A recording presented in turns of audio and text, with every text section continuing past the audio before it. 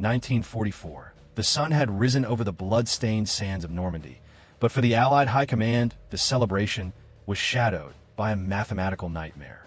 The liberation of Europe was not just a battle of courage. It was a battle of consumption, a relentless, cold calculation of gallons per mile. Every Sherman tank, every GMC truck, every mechanized unit that surged into the French countryside was a dying machine the moment its fuel tank ran dry. The English Channel, that ancient gray protector of Britain, had now become a lethal bottleneck. The German U-boats, silent, prowling, steel sharks, dominated the deep water, waiting for the slow, heavy, vulnerable tankers that were the only hope for the front line. The Mulberry harbors, those incredible floating miracles of engineering, could land men, they could land shells, but they could not sustain the vertical climb of fuel demand. The Allied advance was a Ferrari running on a lawnmower's gas can. If the flow of petroleum, the very lifeblood of the mechanized beast, were to flicker for even a day, the momentum would collapse. The Germans knew this. They waited for the inevitable stall for the moment when the Allied armor would become nothing more than static scrap metal. But in the shadows of British coastal towns, a group of engineers was preparing to rewrite the laws of maritime logistics. They were not looking at the surface of the water, they were looking beneath it. They conceived a plan so audacious, so technically impossible that it bordered on science fiction. They would not sail the fuel across the sea, they would pump it through the very earth of the ocean floor. This was the birth of Operation PLUTO, pipelines under the ocean, a secret that would link two nations with a pulse of high-octane, steel-encased energy. The technical barriers were immense, almost insurmountable. To lay a pipe across the English Channel meant facing the raw, crushing power of the Atlantic and the unpredictable, violent tides of the seabed. A standard, rigid steel pipe, the kind used on land, would be useless. The movement of the water, the shifting sands, and the immense external pressure would snap a rigid line like a dry, brittle bone. They needed a hybrid, a technological chimera. It had to be as flexible as a cable, yet as strong and as durable as a fortress wall. This was the catalyst for the HAIS cable, a masterpiece of multi-layered material science. The core was a lead pipe 3 inches in diameter through which the fuel would flow. But lead is soft, lead is weak. To protect it, they wrapped it in layers of asphalt, followed by high-tensile steel tape applied with surgical precision. Then came the armor, a spiral of heavy, galvanized steel wires that gave the pipe the strength to resist the weight of the ocean. It was, in essence, a deep-sea, armored umbilical cord. In the cold, dark industrial halls of wartime Britain, the manufacturing was a feat of endurance. Hundreds of miles of this serpent were being coiled into massive subterranean storage pits. The sheer weight of the finished cable was staggering, hundreds of tons of metal and bitumen waiting to be fed into the abyss. Every foot of that cable was a promise, a technical guarantee that the fuel would reach the front regardless of the storms above. It was the most sophisticated underwater structure ever devised by the human mind at that point in history, a bridge of lead and steel hidden from the sight of the enemy. While the HAIS cable was a triumph of flexibility, the engineers also developed a second, even more daring solution, known as the Hamel pipe. This was not a cable, but a continuous length of steel welded into a single, seamless thread. The problem remained: how do you transport miles of rigid steel pipe through the waves? The solution was the Conundrum. These were not ships, they were massive, hollow steel bobbins 50 feet in diameter, weighing hundreds of tons even before they were loaded. Imagine a spool of thread, but built for God. The steel pipe was wound onto these drums while it was still hot from the welding, allowing the metal to bend and conform to the curve of the drum. When floating in the water, the Conundrums looked like alien industrial leviathans. They were towed by the most powerful tugboats in the British fleet.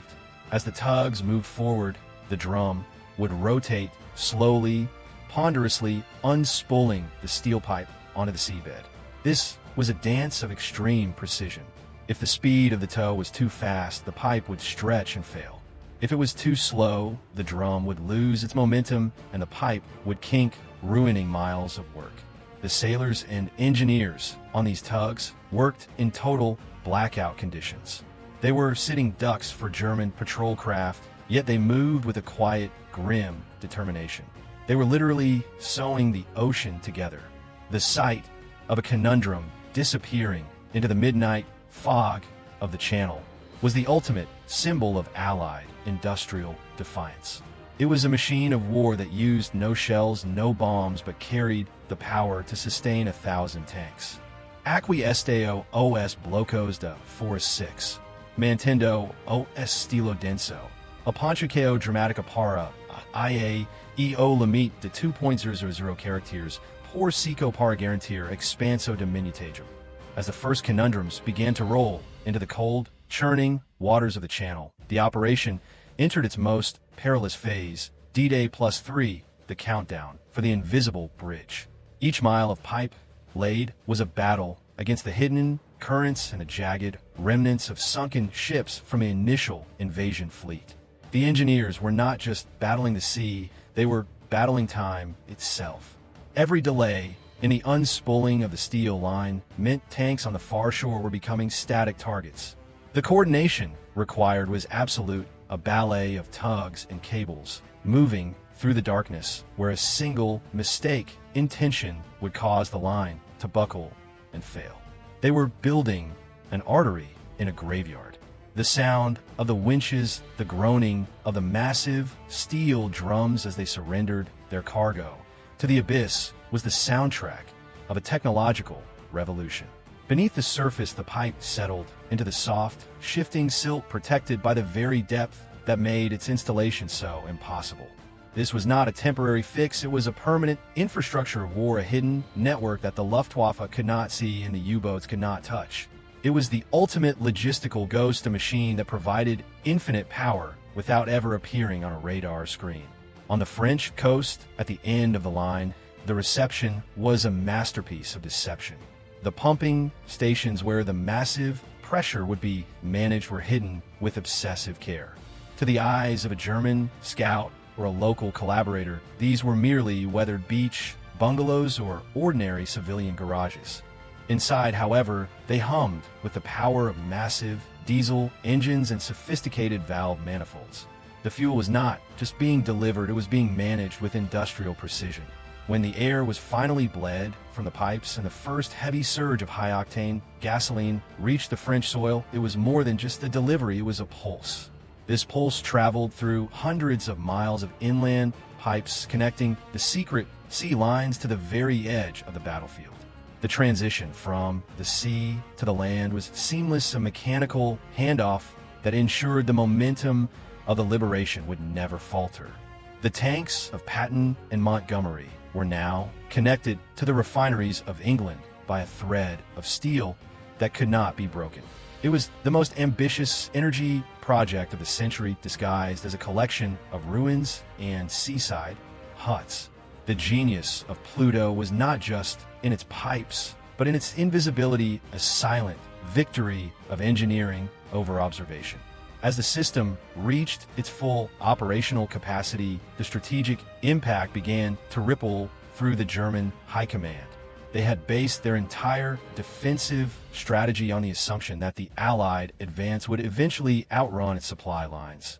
They waited for the inevitable pause, the moment when the armored columns would have to wait for the tankers. But that pause never came. The Allied armor moved with a consistency that defied every military manual of the time. This was the psychological terror of Pluto. The German panzer units were starving in their own territory, while the invaders possessed a wealth of energy that seemed to fall from the sky. In reality, it was flowing from the mud of the ocean. By the end of the operation, over 170 million gallons of fuel had passed through the hidden veins of the Channel. This was the industrial death of the Third Reich, a defeat, not just by soldiers but by plumbers and welders. The Red Ball Express provided the wheels, but Pluto provided the heart. It was the definitive proof that modern war is won in the drawing rooms of engineers as much as in the trenches. The ocean, which had for centuries been a barrier, was now a conduit, a weaponized space that the Allies had mastered with lead and steel. The complexity of the terminal connections on the British side was equally staggering, a massive hidden architecture of pumps and storage tanks. From the refineries of the Mersey and the Stanlow industrial hubs, the fuel traveled through hundreds of miles of high-pressure pipelines buried deep beneath the English soil. These were the arteries that fed the heart of Pluto. The pumps themselves were marvels of 1940s engineering, capable of pushing thousands of gallons per minute against the crushing resistance of the seafloor lines. Every joint, every valve, every manifold was tested to the limit of its metallurgical tolerance. They were operating in a realm where a single leak would not just waste fuel but reveal the entire secret to the enemy patrols. The monitoring of the flow was a constant high-stakes game of pressure, gauges, and flow meters. If the pressure dropped, even by a few pounds, it could mean a break, a kink, or worse, a German depth charge had found its mark. But the lines held. The armored layers of the HAIS cable and the flexible strength of the Hamel steel proved to be more than a match for the Channel's fury. It was a triumph of industrial endurance over the forces of nature and the tools of war. The fuel moved like a silent river beneath the feet of the sailors who never knew it was there. As the Allied armies pushed deeper into the heart of Europe, the logistics of Pluto had to adapt to the rapidly changing front lines. The lines were not just static, they were part of a dynamic, shifting network of supply. New branches were connected, and the inland distribution system was expanded to reach the very edges of Germany. The engineers who maintained these lines worked in the shadows, often under fire or in the freezing mud of the winter of '44.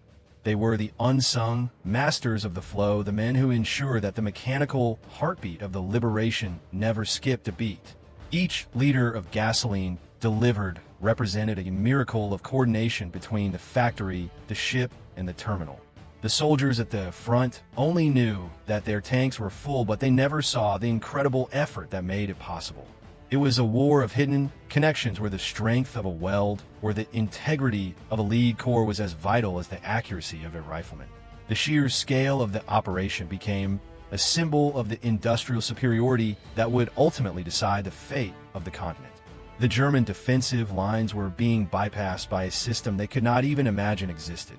The legacy of Operation PLUTO did not end with the fall of Berlin. It marked the beginning of a new era in maritime and energy engineering.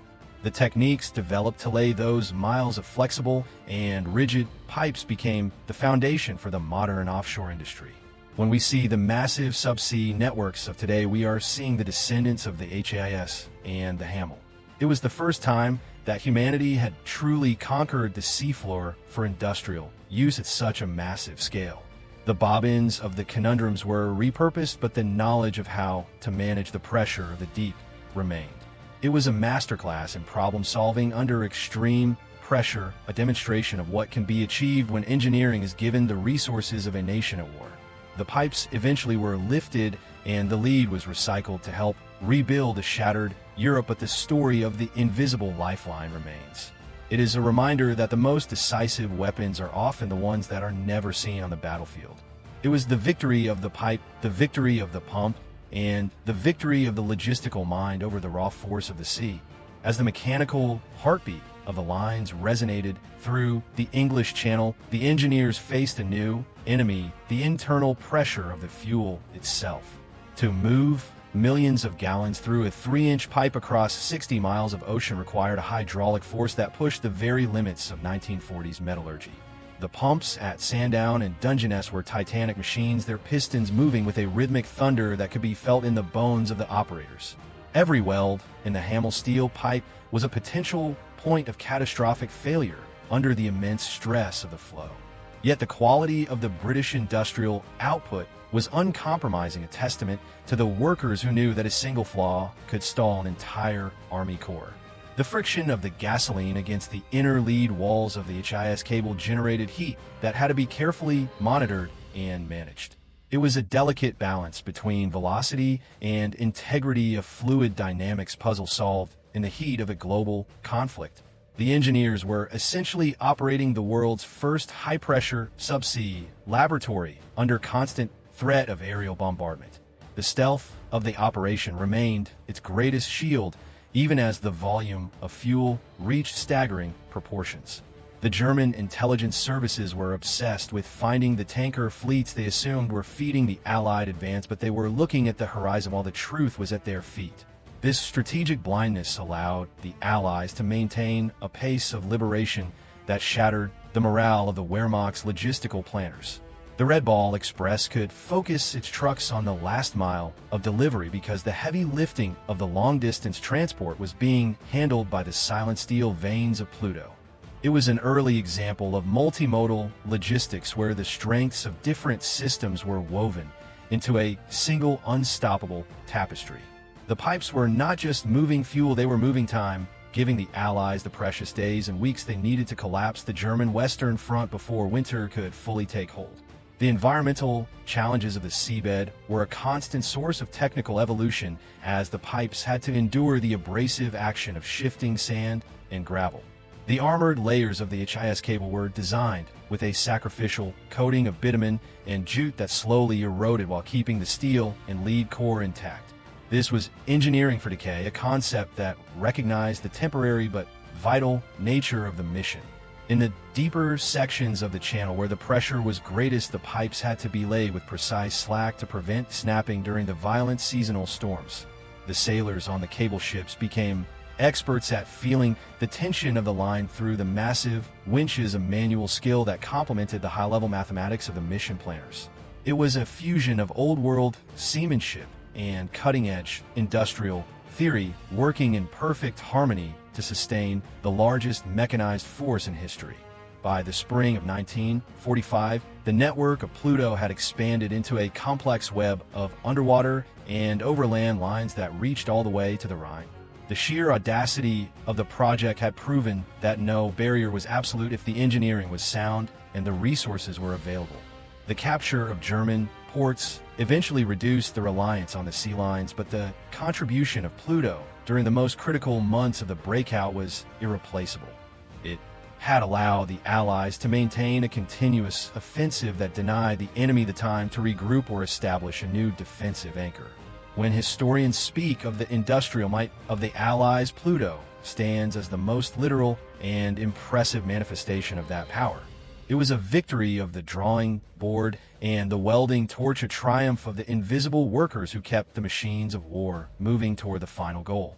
Operation Pluto remains today a masterclass in innovative thinking and logistical bravery, a silent monument to the power of engineering in times of crisis.